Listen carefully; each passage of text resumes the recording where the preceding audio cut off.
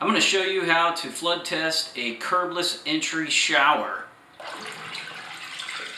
today on Rich of All Trades. Okay, let's get started. So I've allowed the shower to cure overnight to make sure that it's good and ready to perform the flood test.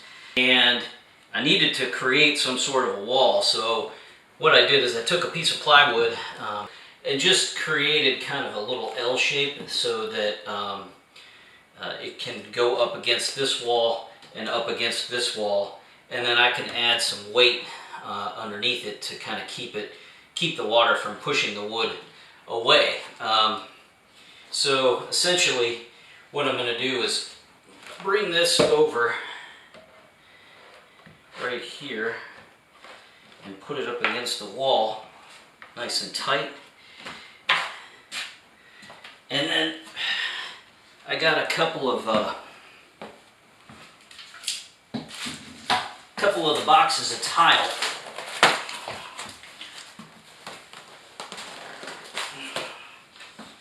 To kind of keep it in place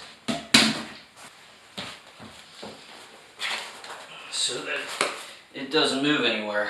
You can either use silicone caulking around here. I'm going to use the great stuff because it sets up a lot quicker. It'll dry a lot quicker, and it'll also protect the plywood from because it expands and it'll get taller.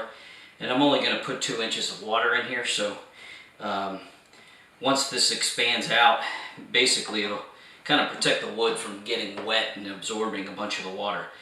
So in any case, this sets up pretty quickly. You know, you just give it a good shake.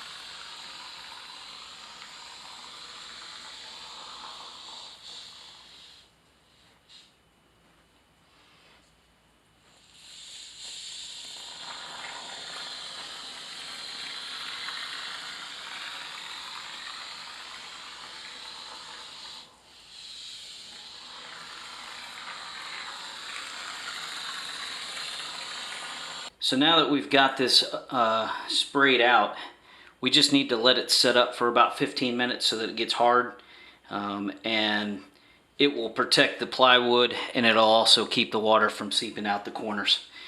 So that should be sufficient for us to start filling it up with water.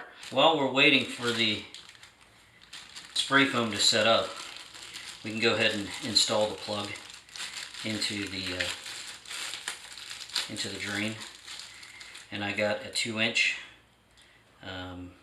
plug because it's a 2-inch pipe, and then we just need to set it in there and then tighten it down.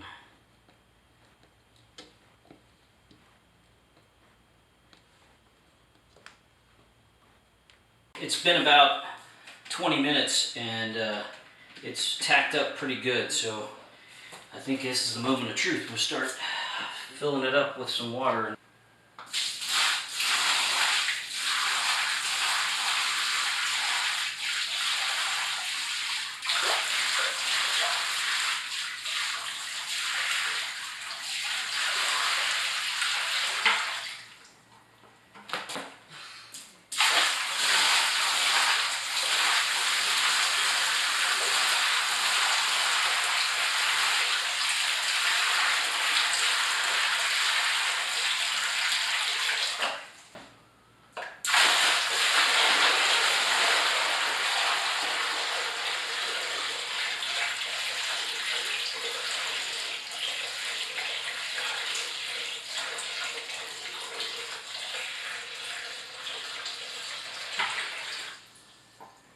Okay, so I made a mark with a Sharpie at the 2-inch line, and I'm just short of that, so I'm hoping that this last bucket will get me there.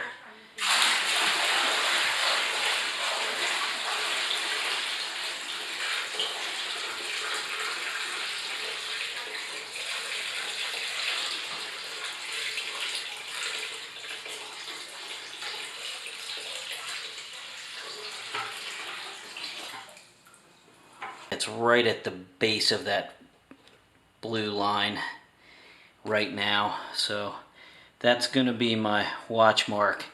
I am anticipating now that I see that this is over top of the styrofoam insulation, that it probably will absorb that water into the plywood. Unfortunately, if you can see that, this is over top of this. I should have made it a little bit higher, but I thought it would be sufficient. But we'll just keep an eye on it, and we'll see what happens. We'll let it go for 24 hours, and we'll check back on it tomorrow and see where we are with the water line. So it's been about 24 hours. It's been the next day, so we are back to take a look at the progress with our flood test. So let's take a look here, and I'll show you what we got as far as results. So as you can see, my water line right here, the blue line, I had the water going right directly to the base of that blue mark, and it has not moved whatsoever. So I did see some water absorption in the plywood from where the water was going over the styrofoam, but I did not have any significant leaks using the styrofoam insulation on either side, and no water migration underneath or anything like that, so I didn't have any issues there. And don't have any leaks downstairs in the kitchen, so that's great to see. So I think we are all good and in the clear for tiling now. I hope that this flood test tutorial for curbless showers was helpful to you. If you like this video, please hit the like button, or you can subscribe to my channel and leave me a comment in the section below. If you have any comments or questions, happy to answer them. Happy to facilitate any kind of discussion amongst people that are viewing my videos. Okay, I'll see you in the next video when I begin to start tiling.